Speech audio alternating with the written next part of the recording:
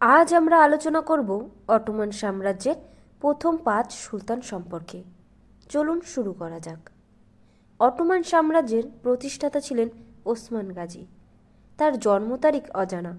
তিনি সম্ভবত 1254 থেকে 1255 সালের মধ্যে জন্মগ্রহণ করেছিলেন। ওসমানের দুজন পরিচিত স্ত্রী ছিলেন। তারা হলেন রাবিয়া বালা খাতুন ও মালহুন খাতুন, যারা উভয়ই তার বৈধ স্ত্রী ছিলেন।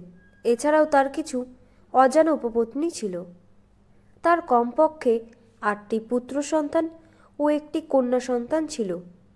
ওসমানের মৃত্যুর সঠিক তারিখ নিয়ে বিতর্ক রয়েছে। বলা হয় যে তিনি 1326 সালের 21শে আগস্ট 70 বছর বয়সে মারা যান। এরপর তার পুত্র ওরহান সুলতান হিসেবে সিংহাসন আরোহণ করেন, যিনি মালহুন খাতুনের পুত্র ছিলেন। সুলতান ওরহানের জন্ম তারিখ অজানা। ওরহানের কমপক্ষে 7 জন স্ত্রী ছিল। তার কমপক্ষে 6টি পুত্র সন্তান ও 4টি কন্যা সন্তান ছিল। তিনি 1326 সালে মারা যান। এরপর মুরাদ সুলতান হিসেবে সিংহাসন আরোহণ করেন। তিনি ছিলেন সুলতান ওরহান ও নীলুফার খাতুনের পুত্র। তিনি 1326 সালের 29শে জুন বুরসায় জন্মগ্রহণ করেন।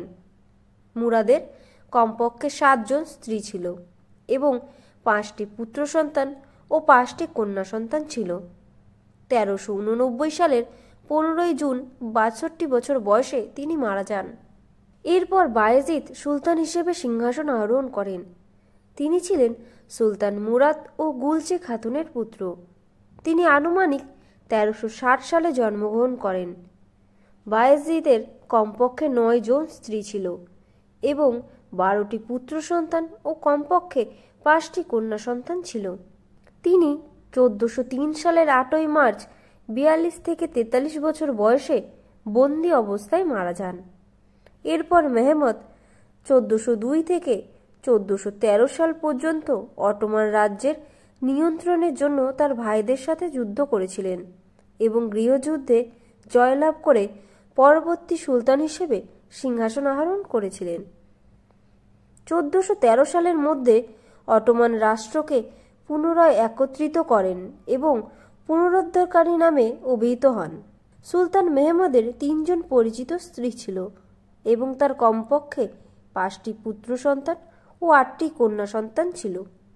তিনি 1421 সালের 26শে মে 34 থেকে 35 বছর বয়সে মারা যান।